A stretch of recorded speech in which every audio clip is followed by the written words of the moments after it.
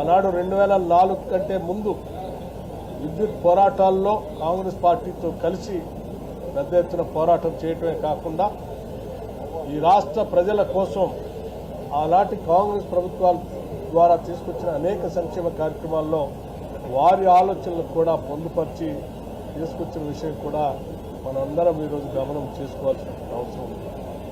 వారి సుదీర్ఘ రాజకీయ జీవితం ఈనాటి సమకాలీన రాజకీయ నాయకులకి రాజకీయ పార్టీలకి అందరికీ ఆదర్శమని, వారి భాష కానీ లేకపోతే వారు మాట్లాడినటువంటి విమర్శలు కానీ అన్నీ కూడా ఒక సహేతుకంగా ఆలోచన చేసేటట్టుగా ఉండేవి తప్ప ఎప్పుడు ఒక పరుష పదజాలం కానీ లేకపోతే ఒక శత్రుభావంతో కానీ ఎప్పుడు వారు మాట్లాడినటువంటి పదాలు నేను ఇంతవరకు గమనించలేదు.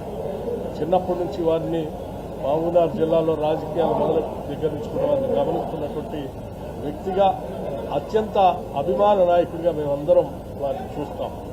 అటువంటి సురవరం సుధాకర్ రెడ్డి గారు వారి అంతిమ పార్థివ దేహానికి నివాళులు అర్పించడం కోసం ఈరోజు ప్రభుత్వం తరఫున రాష్ట్ర ముఖ్యమంత్రి రేవంత్ రెడ్డి గారు యావత్ క్యాబినెట్ మొత్తం కూడా నిన్న తీర్మానం చేసి సంతాపం తెలియజెప్పే కాకుండా ప్రత్యక్షంగా ఇక్కడ మగ్ధం భవన్కి వచ్చి కూడా వారిపైన ఉన్నటువంటి అపారమైనటువంటి గౌరవం చూపించాలనేటువంటి ఆలోచనతో ప్రభుత్వం అధికారులు అంచనాలతో చేయటమే కాకుండా అందరం వచ్చి వారికి ఘనమైన నివాళులు అర్పిస్తున్నాం.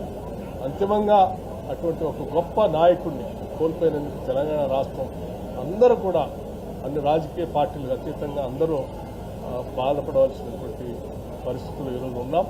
అంతిమంగా ఘనమైనటువంటి గొప్ప కామ్రేడ్ ఈరోజు రాష్ట్రంలో మనందరి నుంచి దూరమయ్యారు.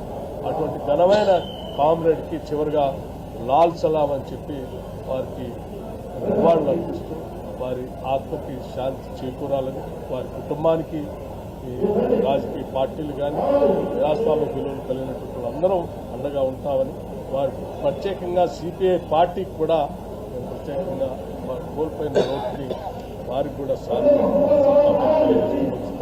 జోహార్ కామ్రేడ్ సుధాకర్ రెడ్డి గారికి, జోహార్ కామ్రేడ్ సుధాకర్ రెడ్డి గారికి.